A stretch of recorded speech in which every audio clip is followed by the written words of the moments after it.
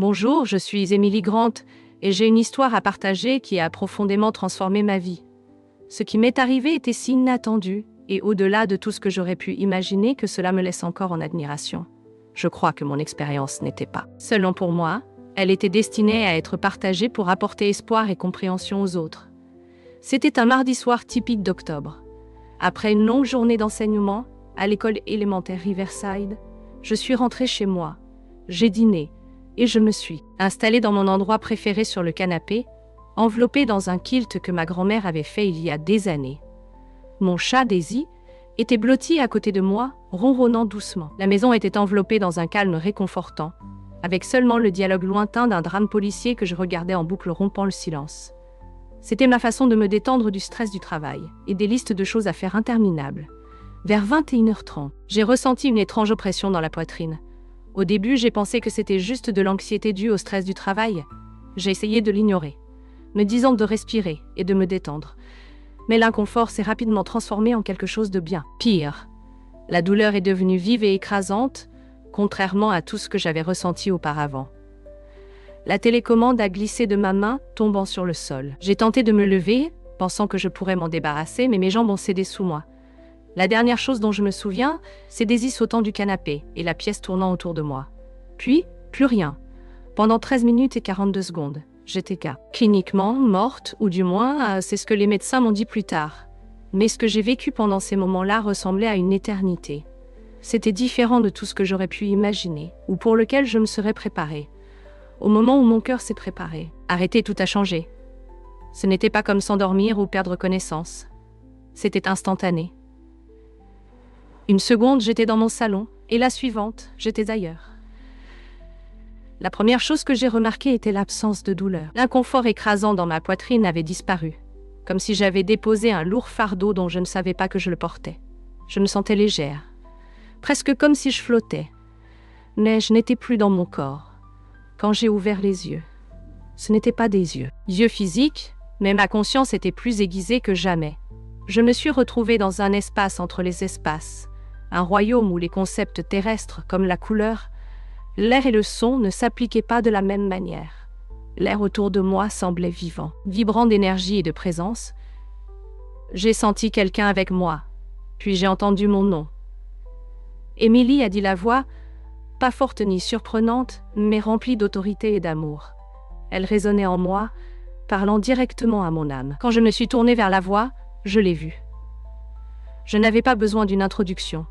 J'ai su instantanément que c'était Jésus. Il ne ressemblait pas aux peintures ou aux représentations que nous voyons sur Terre, mais sa présence était indéniable. Ses yeux, cette radiance était indéniable. Portait le poids de l'éternité, rempli de tendresse infinie et d'une profondeur qui me faisait me sentir complètement connue. C'était comme s'il pouvait voir chaque pensée, chaque défaut, chaque partie cachée de moi. Et pourtant m'aimer complètement. Emily, a-t-il dit, à nouveau, sa voix douce et urgente. Je t'ai amené ici parce qu'il y a quelque chose que tu dois voir. Le temps est court, et mon peuple doit être prêt. Avant que je puisse répondre, l'espace autour de nous a commencé à changer. C'était comme si le monde fondait, et nous nous tenions soudain dans une vaste étendue qui ressemblait à une salle d'observation. Autour de nous, il y avait d'innombrables écrans ou fenêtres, chacun montrant différentes parties de la Terre. Ce ne sont pas seulement différents moments qui se passent maintenant, a dit Jésus, ce sont aussi ce qui est à venir. Regarde attentivement, j'étais submergée, mais je ne pouvais pas détourner le regard. Chaque écran montrait des événements se déroulant, non seulement physiquement, mais spirituellement. Je pouvais voir les cœurs des gens, leurs pensées et intentions mises à nu. C'était comme si on me donnait un aperçu de la terre, du point de vue de Dieu. Tout ce que tu es sur le point de voir, a continué Jésus, se produira dans les 30 jours précédant mon retour. Il est important que mon peuple comprenne ce qui va arriver, afin qu'il n'ait pas peur et sache quoi faire. La première chose que Jésus m'a montrée était le soleil, mais ce n'était pas le soleil tel que nous le connaissons. Il pulsait d'une énergie inhabituelle, des vagues de lumière et de chaleur ondulantes à travers l'univers. La vue était fascinante, mais troublante. Jésus a expliqué. Le 30e jour, avant mon retour, le soleil commencera à émettre des signaux que vos scientifiques ne pourront pas expliquer. Ce ne seront pas des éruptions solaires ordinaires ou des phénomènes. Ce seront des signes qu'il se passe quelque chose de bien plus grand. Tandis que je regardais, l'énergie du soleil atteignait la Terre, créant des aurores à couper le souffle à travers la planète. Les cieux prenaient vie avec des couleurs que je n'avais jamais vues auparavant, des nuances brillantes d'or, de violet et de cramoisi profond. Illuminant même l'équateur où les aurores sont inconnues, Jésus a continué, ces signes seront impossibles à ignorer. Les gens se tourneront vers la science pour obtenir des réponses, mais dans leur cœur, ils sauront que ce n'est pas un événement ordinaire. C'est une annonce cosmique, un appel au réveil pour l'humanité.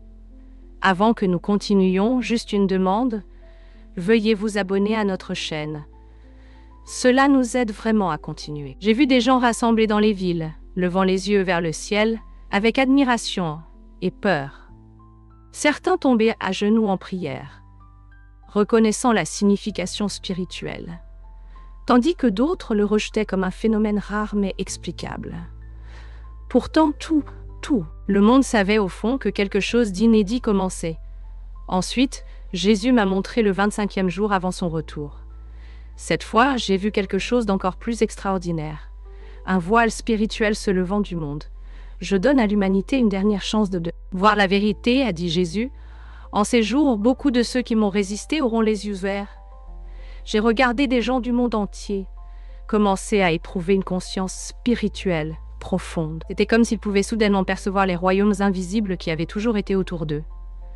Pour certains, cela apportait une clarté et une joie incroyables. Pour d'autres, c'était terrifiant. J'ai vu des gens ordinaires tomber à genoux, priant pour la première fois depuis des années.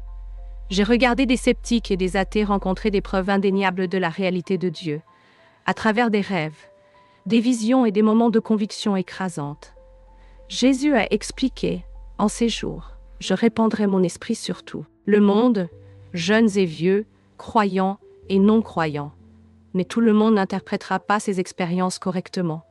Certains embrasseront la vérité avec un cœur ouvert, tandis que d'autres endurciront encore plus leur cœur. Le 20e jour, j'ai vu quelque chose qui m'a glacé le sang. Une puissante tromperie a commencé à balayer la terre, subtile mais dangereuse. Jésus a dit, « Ce sera l'un des plus grands tests pour mon peuple. » La tromperie ne semblera pas mauvaise. Elle paraîtra belle même, pleine d'espoir. Elle promettra la paix, l'unité et des solutions aux problèmes du monde. Mais elle éloignera beaucoup de la vérité. J'ai regardé des leaders charismatiques émerger, parlant avec éloquence et passion. Ils promettaient de résoudre les plus grands problèmes de l'humanité, la pauvreté, le changement climatique, l'inégalité, mais leurs solutions étaient enracinées dans la sagesse humaine, pas dans la vérité divine. Les foules les suivaient avec enthousiasme, louant leurs idées et s'unissant sous leur bannière. Mais en regardant de plus près, j'ai vu que leur message manquait d'un élément crucial, la repentance. Il n'y avait aucune mention du péché, aucune reconnaissance du besoin de l'humanité de salut à travers le Christ. Cette tromperie, a averti Jésus, sera si convaincante que même certains de mes fidèles auront du mal à discerner la vérité. Il faudra une grande sagesse et une relation profonde avec moi pour reconnaître ce qui est de Dieu et ce qui ne l'est pas. Alors que la vision continuait, l'atmosphère autour de la terre semblait changer. C'était comme si l'air lui-même devenait chargé d'énergie spirituelle. En ces jours, a dit Jésus, je tendrai la main à l'humanité de manière qu'elle ne pourra pas nier. Les rêves, les visions et les rencontres angéliques seront courants, franchissant toutes les frontières de religion et de culture. J'ai vu des gens de chaque nation commencer à vivre des rencontres divines. Certains voyaient des anges délivrant des messages d'avertissement et d'espoir. D'autres avaient des rêves vifs de jugement et de rédemption. Même ceux qui n'avaient jamais cru en Dieu se retrouvaient face à sa présence indéniable. Mais tout le monde n'accueillait pas ces expériences. J'ai vu des gens tordre ces moments pour les adapter à leurs propres croyances ou les rejeter entièrement. Pourtant, Jésus offrait à chacun une chance, une dernière opportunité de se tourner vers lui. Alors que la vision se déroulait, Jésus m'a révélé les événements du 10e jour avant son retour. Ce que j'ai vu était à la fois déchirant et inspirant. Un grand fossé spirituel a commencé à se former. Non pas physiquement, mais visiblement dans la façon dont les gens se traitaient et les choix qu'ils faisaient. Des fidèles de longue date se retrouvaient soudainement. De côté opposé de ce fossé, Des familles étaient déchirées, des amitiés mises à l'épreuve et des communautés fracturées. Jésus a expliqué que cette séparation ne serait pas basée sur des dénominations, des traditions ou de la théologie, mais sur l'état des cœurs. Ceux qui le connaissaient vraiment se rapprochaient dans l'unité, tandis que d'autres étaient égarés par la tromperie. C'était clair. Ceux qui avaient une relation authentique avec le Christ rayonnaient d'amour, de paix et d'une foi inébranlable, même lorsque le monde autour d'eux s'assombrissait. À l'inverse, ceux qui n'avaient qu'une connexion superficielle à la foi, se reposant sur des rituels ou des apparences, commençaient à s'aligner sur la tromperie croissante que j'avais vue plus tôt. La douleur de cette séparation était évidente. Les familles se disputaient, les églises se divisaient, et des amitiés de longue date étaient mises à rude épreuve. Pourtant, parmi les fidèles, il y avait un incroyable sentiment d'unité et de but. Ils se rassemblaient au-delà des lignes culturelles, sociales et confessionnelles, unis par leur amour pour le Christ. Le 7e jour, j'ai été témoin de quelque chose de si beau que cela m'a fait pleurer. Une vague d'amour surnaturel a balayé les fidèles. Des personnes qui avaient été ennemies pendant des années se sont réconciliées. De vieilles blessures qui avaient causé des décennies d'amertume ont été guéries. Jésus a dit que ce serait l'un des plus grands témoignages au monde dans ces derniers jours. Lorsque son peuple démontre l'amour et le pardon au milieu des ténèbres croissantes, beaucoup seront attirés par la lumière de sa vérité. J'ai vu des communautés se transformer. Des églises qui avaient rivalisé ou critiqué les unes les autres pendant des années se sont rassemblées dans une humble repentance et unité. Des personnes qui avaient gardé rancune pendant des décennies ont soudainement trouvé la force de pardonner. Même ceux en dehors de l'Église ont pris note. Le monde regardait avec admiration, alors que les chrétiens manifestaient un amour qui ne pouvait venir que de Dieu. Cet amour surnaturel était un puissant témoignage, attirant d'innombrables personnes à chercher la source d'un tel pardon et d'une telle unité. Alors que la vision passait au 5e jour, j'ai vu le monde commencer à trembler, à la fois spirituellement et physiquement. Les systèmes auxquels les gens avaient fait confiance, économiques, politiques et sociaux, ont commencé à s'effondrer. Jésus a expliqué que ce tremblement révélerait ce qui est construit sur la vérité et ce qui est construit sur le sable. Beaucoup de ceux qui pensaient être spirituellement en sécurité découvriraient que leur fondation était faible, tandis que ceux qui semblaient insignifiants aux yeux du monde resteraient forts parce qu'ils étaient construits sur lui. J'ai vu des gens s'affoler alors que leur richesse, leur pouvoir et leur influence s'évanouissaient. Ceux qui avaient placé leur foi dans les systèmes mondains étaient laissés dans le désespoir. Mais parmi les fidèles, il y avait une confiance tranquille. Ils n'étaient pas ébranlés parce que leur confiance était en Christ, pas dans les choses de ce monde. Ce temps d'épreuve n'était pas seulement une question de difficulté. Il s'agissait de révéler les véritables fondations de la vie des gens. Il était clair que seuls ceux qui avaient une relation personnelle profonde avec Dieu pouvaient résister à la tempête. La vision a de nouveau changé, et ce que j'ai vu ensuite m'a rempli d'émerveillement. Le 3e jour avant son retour, la gloire de Dieu a commencé à se manifester de manière tangible parmi son peuple. J'ai vu des croyants marcher dans la puissance du Saint-Esprit comme jamais auparavant. Il portait sa présence avec eux partout où ils allaient, affectant le monde physique autour d'eux. Les malades étaient guéris, les malades s'est guéris, opprimés délivrés et les perdus sauvés, non pas par des programmes ou des performances élaborées, mais par de simples actes d'obéissance et de foi. Jésus a dit, en ces jours, « Ma gloire brillera à travers mon peuple d'une manière qui n'a pas été vue depuis l'Église primitive. Des signes et des prodiges les suivront, non pas parce qu'ils recherchent ces choses, mais parce qu'ils sont un débordement naturel de ma présence dans leur vie. Ce qui m'a le plus frappé, c'est l'humilité de ces croyants. Ils ne prenaient pas le crédit pour les miracles. Chaque guérison, chaque délivrance, chaque acte de puissance renvoyait à Jésus. Le monde pouvait voir que ce n'était pas une question de capacité humaine. C'était la main de Dieu agissant à travers son peuple. Puis, Jésus m'a montré le dernier jour avant son retour. C'était différent de tout ce que j'avais jamais imaginé. Une lumière spirituelle a commencé à poindre à travers la terre. Pas une lumière physique, mais une illumination profonde qui touchait chaque coin du monde. C'était comme si la planète entière était préparée pour l'arrivée du roi. J'ai vu des gens de chaque nation, tribu et langue ressentir la présence de Dieu. Certains l'ont embrassé avec joie et anticipation, tandis que d'autres l'ont rejeté avec peur et colère. Jésus m'a regardé avec une tendresse que je n'oublierai jamais et a dit, c'est l'appel final. Mon peuple doit être prêt. Aussi soudainement que la vision avait commencé, Je me suis sentie ramenée.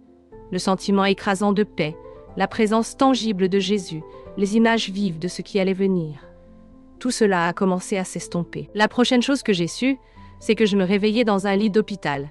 Des machines bipaient autour de moi, et une infirmière tenait ma main. J'ai appris plus tard que j'avais été cliniquement mort pendant plus de 13 minutes. Les médecins ont qualifié ma récupération de miracle, mais je savais que le véritable miracle était ce que j'avais vu et vécu pendant ces moments. Depuis ce jour, je n'ai jamais été le même. Comment pourrais-je l'être? On m'avait montré la vérité sur ce qui est à venir, l'urgence de préparer nos cœurs, et l'amour incroyable que Dieu a pour chacun de nous. Jésus a été clair. Ce n'est pas un message de peur, c'est un message d'espoir. Son retour n'est pas quelque chose à redouter, mais quelque chose à anticiper avec joie. Cependant, il a également souligné l'importance d'être prêt, de construire nos vies sur une fondation solide de foi, d'amour et de vérité. Si je veux que vous reteniez une chose de mon histoire, c'est ceci.